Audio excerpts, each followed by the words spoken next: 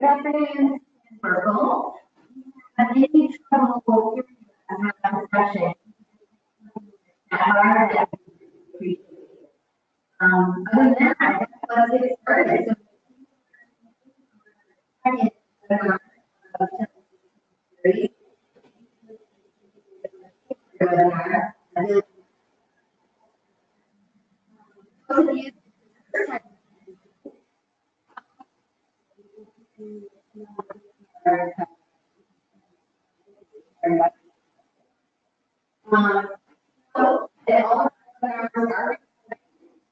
And our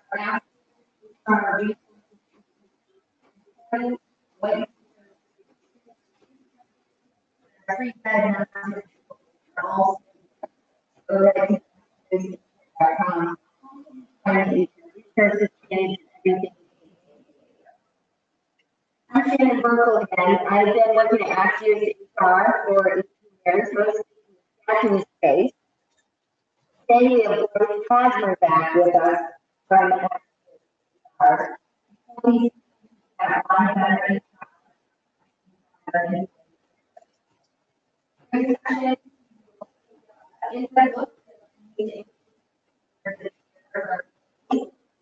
What elements of the environment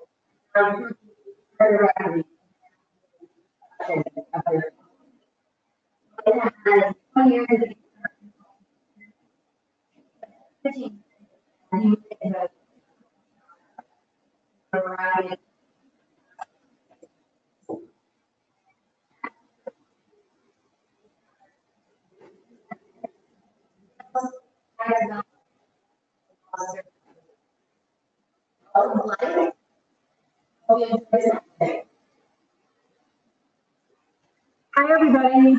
Hi. And I know we are going to talk about how to care for employees today in our session. And really, the focus is to give some trends that we're seeing in HR space locally, but also nationally, and then some of the suggestions for how to tackle and address these trends for each of your companies. So the first piece is just a quick outline of what we're going to cover. So you'll see that outline show. So we're going to talk a little bit about who we are, just so you understand where our feedback is coming from.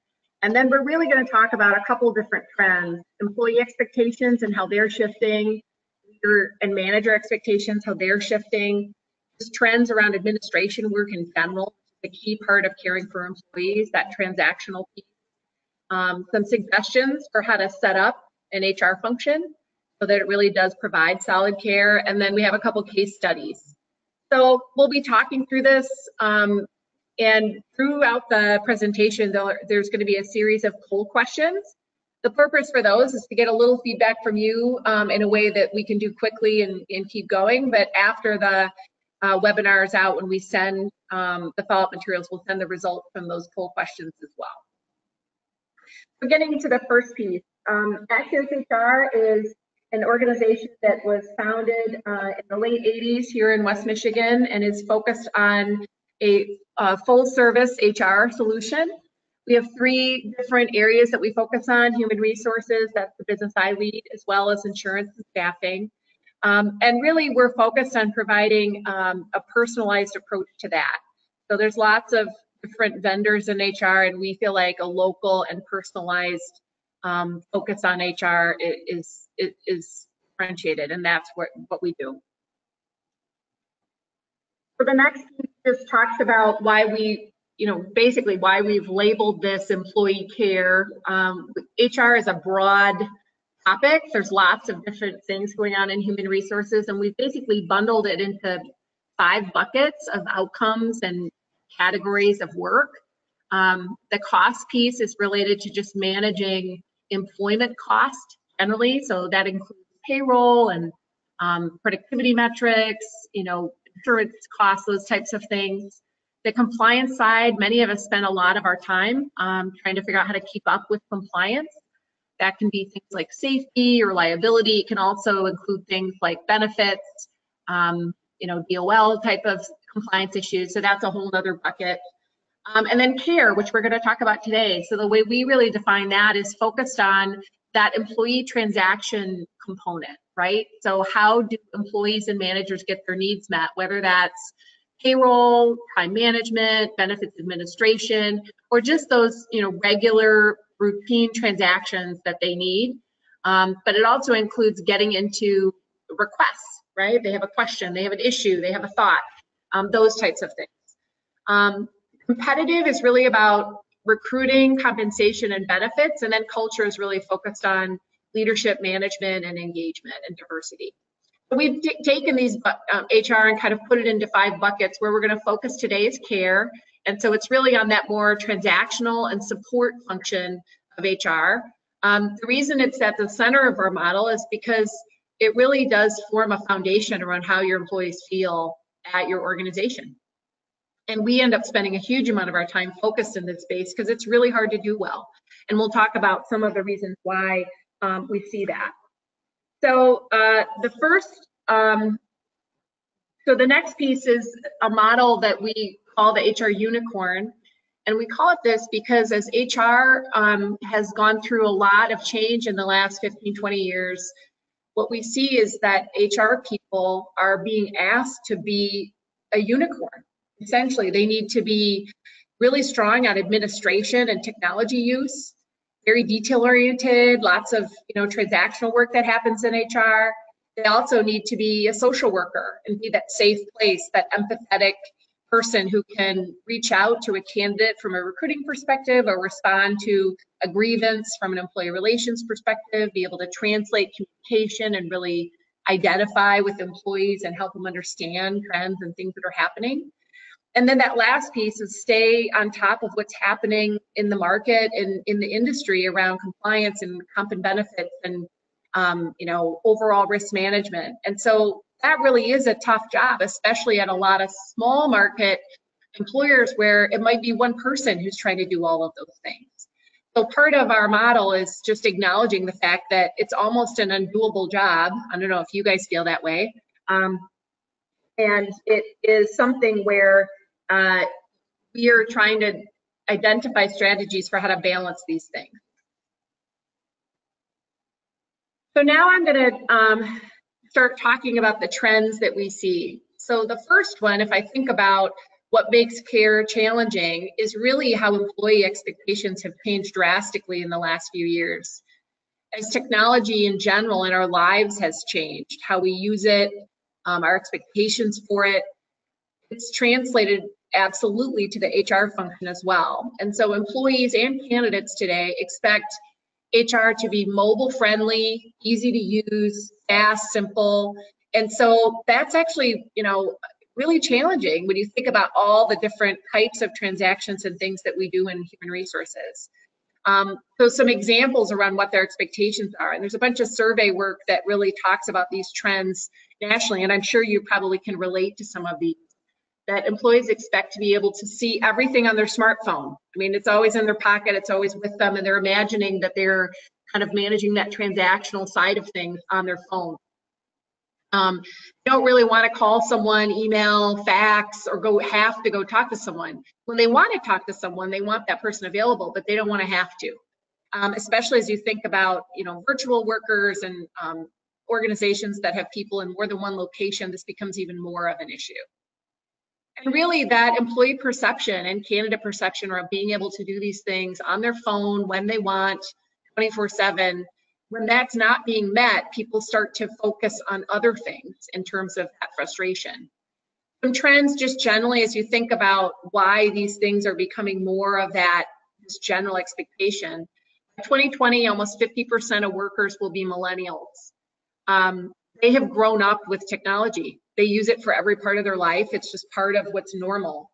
And so if you think about what that translates to in terms of expectations for an employer, they really judge their employers and whether they're a good employer or an employer that cares through the fact of, is the technology making it easy for me to get my stuff done so I can focus on my job?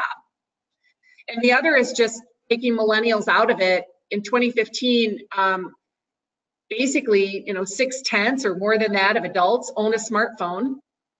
And that industry it's getting to the point where now it could be people do not have a home computer, and they might not have Wi-Fi at home. They have a smartphone. They're connecting on their, via their phone and operating email and transactions on a regular basis with their bank, with all different types of, shopping, all of those things. And so absolutely expect to be able to do the same thing around how they work with HR. We're going to do our first polling question, and this question is really asking, are you hearing feedback like what we're describing here from your employees? If you just take a minute now to respond to the question, that would be great.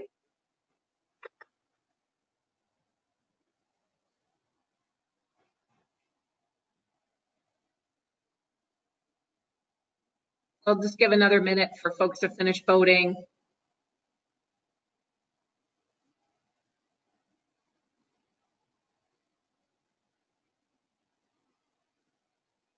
So interesting, it looks like a small number of you are always hearing this, some are often, and more than half of you sometimes.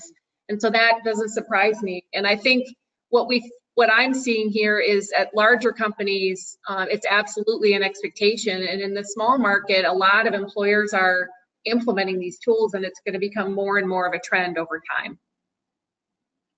So now I'm going to move on to the second trend that we're seeing, and it really relates to the expectations that many of you hear from leaders and managers within organizations. And so if you think about what they're asking HR to do, I mean, we have a really, really tight talent market. Very hard to find people who have the skills and experience to do the jobs at our organizations. With unemployment at 3% in Grand Rapids and a little above that in our whole West Michigan region, we are really at a place where there's, not much talent that's out looking for employment. Most people are already employed. So what that means is that we're trying to retain the people we have and develop them, as well as attract new people, especially as kids graduate and the job, as that talent pool changes. And so a few things that I've been hearing related to what HR folks are challenged with is on the attraction side. Postings alone are not getting the talent you need. Having a passive recruiting strategy where you're actually getting to those passive candidates that are already working is a lot harder than just putting a posting out. And that requires, tools that you invest in and strategies and kind of knowing how to do those things. And that is challenging for HR, where in the past few years, you could have put a posting out, screened them, and got what you needed. That's just not working anymore. Related to compensation and benefits, this is one where there definitely has been a lot of movement in our market in the last couple of years on wage. And it really relates to that low unemployment rate. So many employers were trying to ride out the wage increases and got to the point where they literally had to make a change or they were not going to be able to fill their jobs. And what that's really created is the waterline in general has moved quite a bit.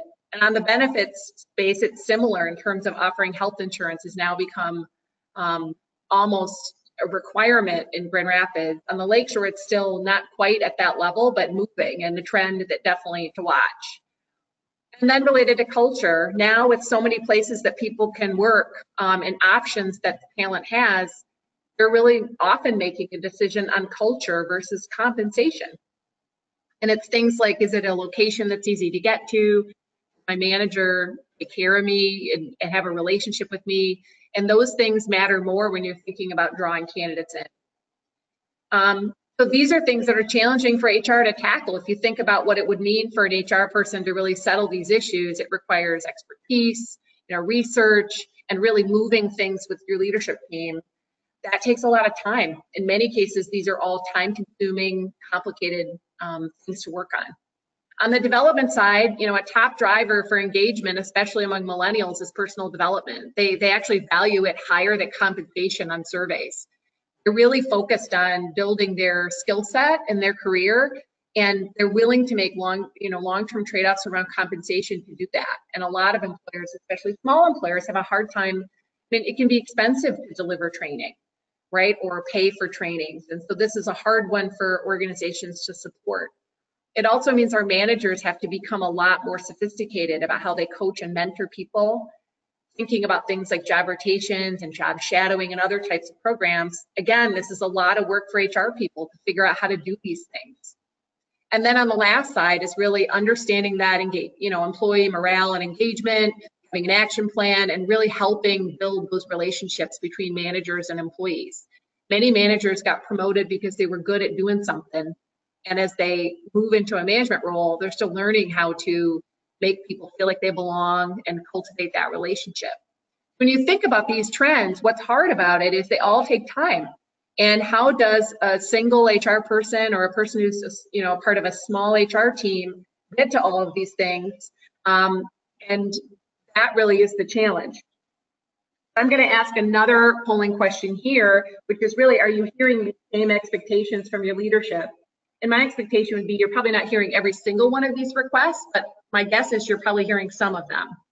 I'd be curious to hear what our group says about this.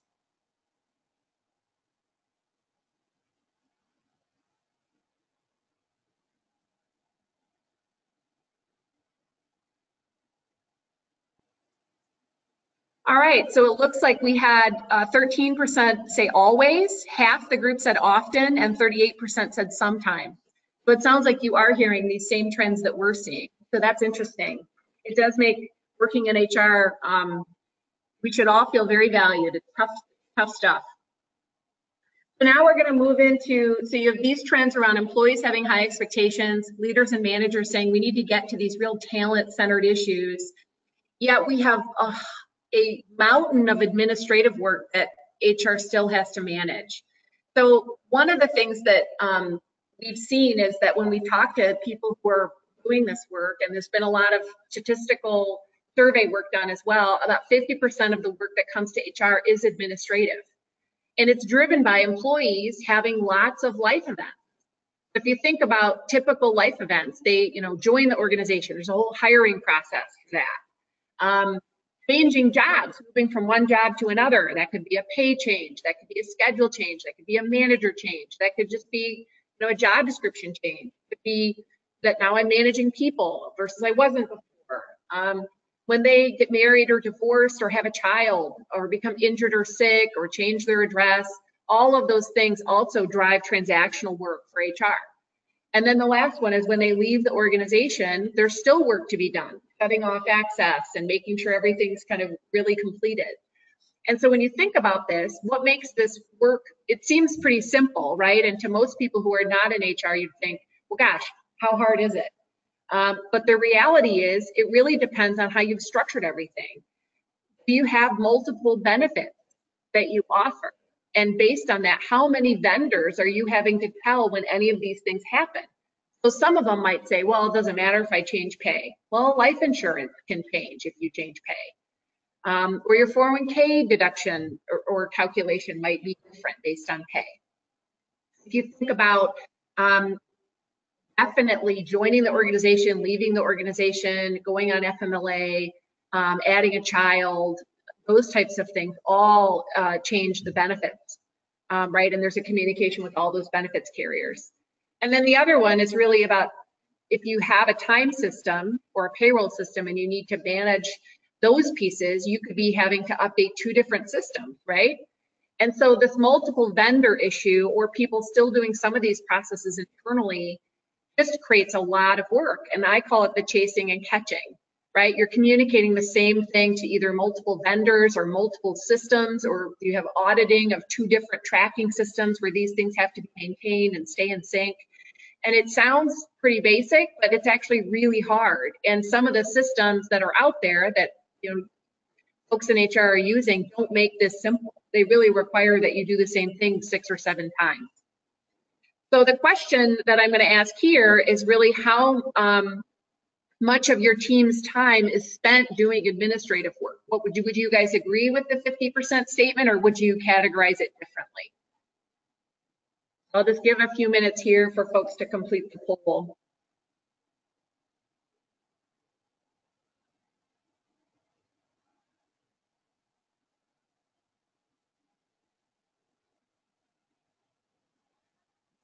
So interesting, it looks like the bulk of you are saying it's definitely more than 50%, maybe even more than 75%. So your worlds are feeling the same way many of the folks that I talk to are feeling, where they're just buried in this kind of work, where at the end of the day, there's an employee at the other side of that transaction waiting for something to happen or trusting that HR is going to make sure it happens right. And it's hard and it takes time to do. So the next question was, how many vendors do you use for these types of work? So think of all of the benefits vendors you use. So medical, dental, vision, life and disability, supplement carriers, 401k, time system, multiple technologies. So how many do you, how many of those different systems or vendors do you have to coordinate these things with?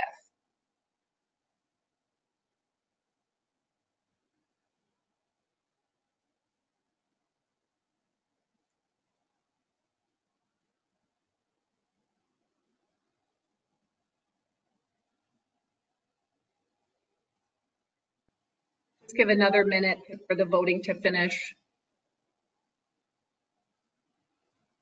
Okay, it looks like more than half of you said you have between 5 and 10 of these connections to manage, and the other half basically said between 3 to 5. So I just think of the multiplication here of there's 10 life events that are common. How often do they happen? And then you've got each one of those is times, whether it's 3 or 5 or 10 pieces of that transaction that have to get done. That's a lot of work.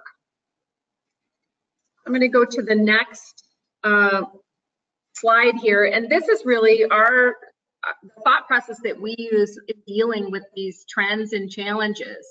So when you think about what a good, solid, caring HR function looks like, many people think that it's really about having caring HR people, and a caring HR person can solve this, right? It's just, HR is the business of taking care of people. Get the right person and it should look fine. What we're seeing based on the trends we talked about here is you really have to also look at the platform that HR person is using and the processes that support them. They can be absolutely buried by that transactional work we talked about, and they never get to use those strong people skills. So the questions to ask is your HR team getting beyond just that administrative work, or are they stuck there and they're really challenged? The next thing to think about is the platform.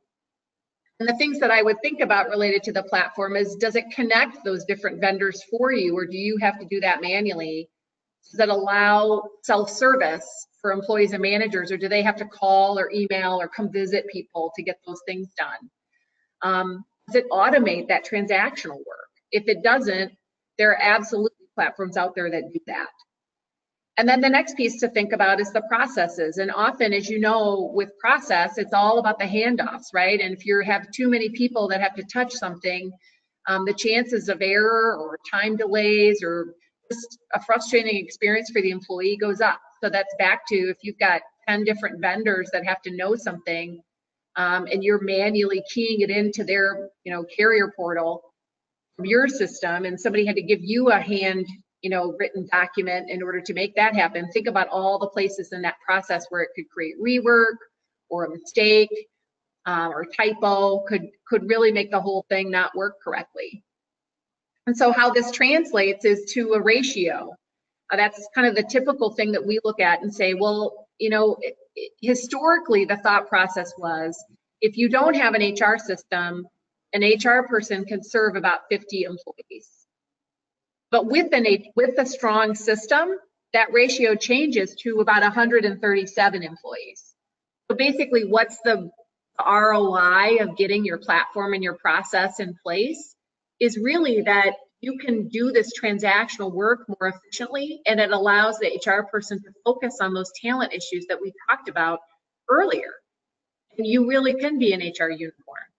So by addressing all three elements, employees get what they need when they need it, and HR gets out of the weeds. And that really is the challenge for the next few years, is for organizations to figure out how to do this. So with this, I'm going to ask another polling question, which is, do you use an HRIS system to provide self-service to your managers and employees? And that just means HR information system, if that's new lingo to you. So that usually consists of a portal that employees can log into, and sometimes they can see pay stubs, sometimes they can see their pay benefits enrollment decisions. Sometimes there's a lot more pieces that they can see in that system as well.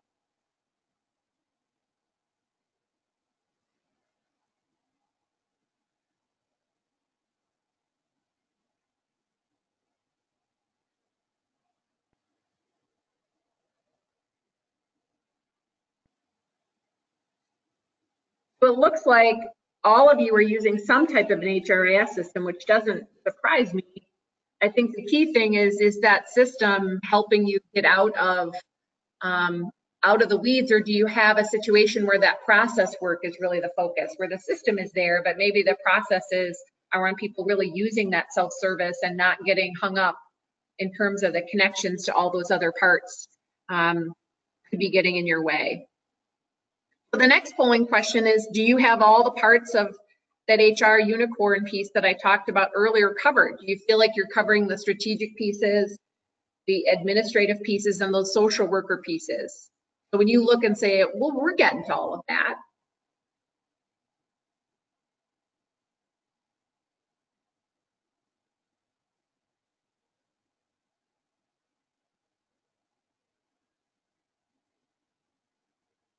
I'll give another minute here.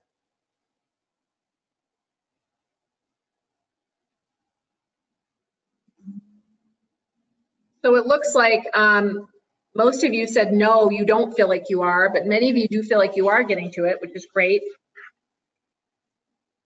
So the last question is, what is your employee to HR staff ratio?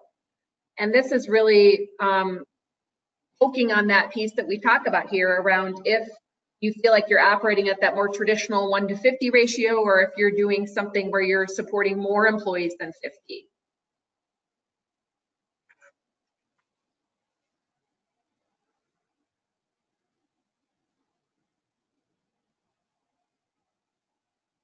Okay, so many of you feel like you're supporting more than that. That either means you're working really hard, or you figured out some magic to get that done. There's other folks in the organization that are helping you, perhaps. So we only have a few minutes left, so I'm going to breeze through a couple case studies around how we've used this approach to help different organizations. The first example is a retail organization. They had a huge ramp up where they doubled their staff from 250 to 500 over the course of about 6 months. They had one HR person, and they didn't want to hire an army. So we did a workforce plan to help them really think through how many people they had to hire.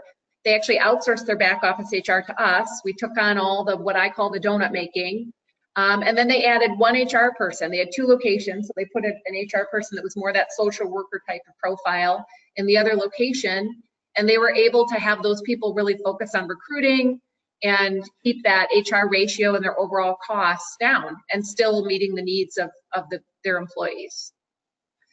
The next example is a manufacturer here in town. They had an HR person whose leadership wanted to do some real focused things around culture and talent management. She was getting buried in administrative work. They were adding out-of-state locations. They were growing. They had a lot of complexity to manage. And so she also outsourced her back office. They did add some HR people, but again, those HR people were focused more on strategy or that social worker profile. And in some cases, it was about providing support out of state.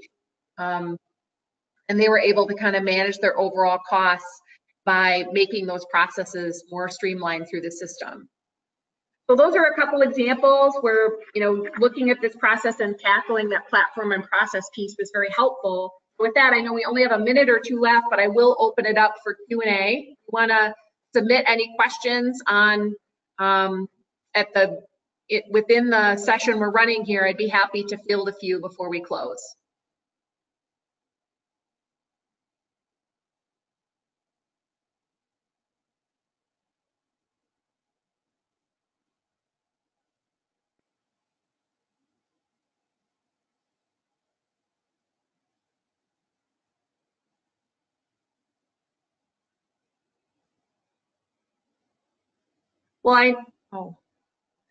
Well, I know we're at time, and so I want to respect the time slot that we gave. I'm not seeing any questions come through.